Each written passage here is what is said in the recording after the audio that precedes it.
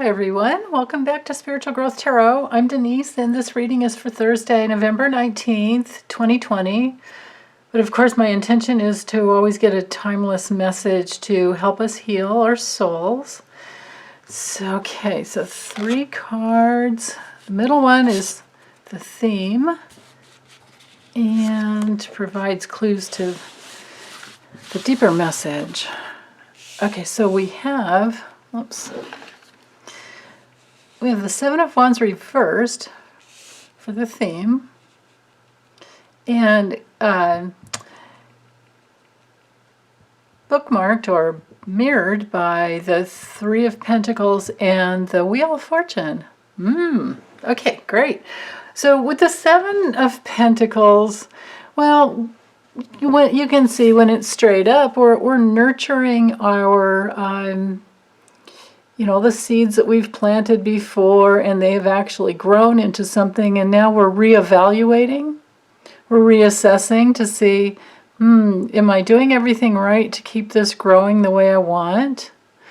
Or am I needing to do something different, of course? Or, in this case, you can see it's grown into a beautiful little tree.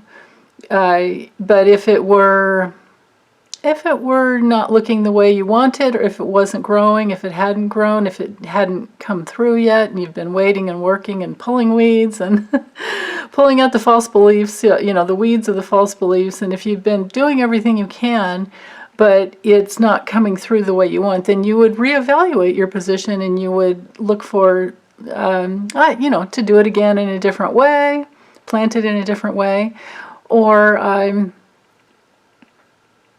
plant something new altogether, start on a new project altogether. Because with the Pentacles, we're in that realm of, everything. It's like spire, what am I saying? Spirit, fire, earth, air, water.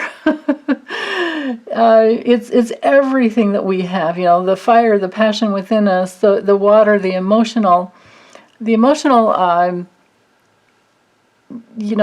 nurturance to get something into fruition. And then of course the seeds planted in the earth, of course you can see it's planted here, and then everything needs fresh air, right? Which sometimes means that we look at it from a different way, or we communicate with the project in a different way. But our spirit is always there and involved. Now when the Seven of Pentacles comes through in the reversed position, that just has us a little bit disorganized and a little bit chaotic, and not in the position yet to reevaluate something. And sometimes too it shows that we've wasted some effort. There's some amount of maybe some waste that has happened. But when it comes to gardens, if in composting, well, you want that. You want to nurture that waste. So if it's that type of a project, disregard the waste because you want to grab it and keep it down into the earth. But because we have the Three of Pentacles and the Seven of Pentacles, this card brings in the information of teamwork and collaboration. So it's possible that it might be one of those situations where there's too much input, or like too many cooks in the kitchen, and you're needing to come back to yourself and decide, what works for you, what is right for you.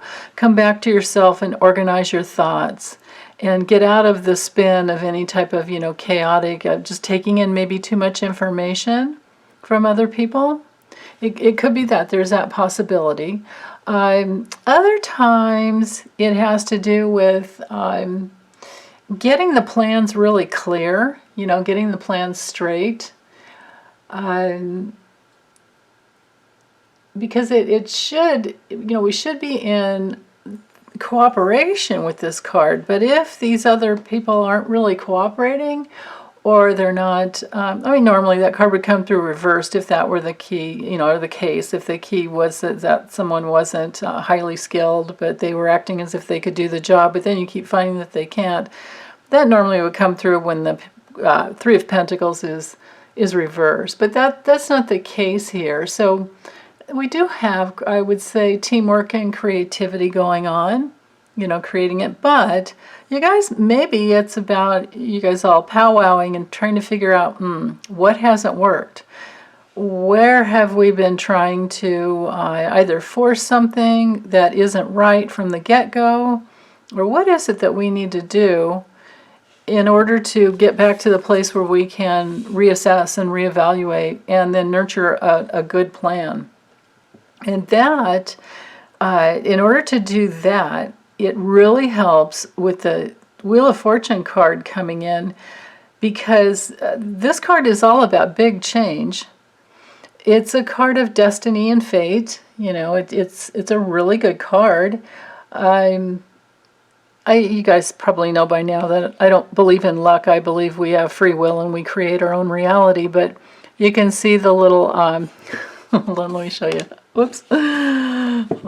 See the little dice? Like imagine like a 57 Chevy or something like that with the fuzzy dice on the rearview mirror, and you'll know what I'm talking about. The message there with that symbology is to take a risk. Take a risk and do something different. So I really wanted to point that out because that's very important.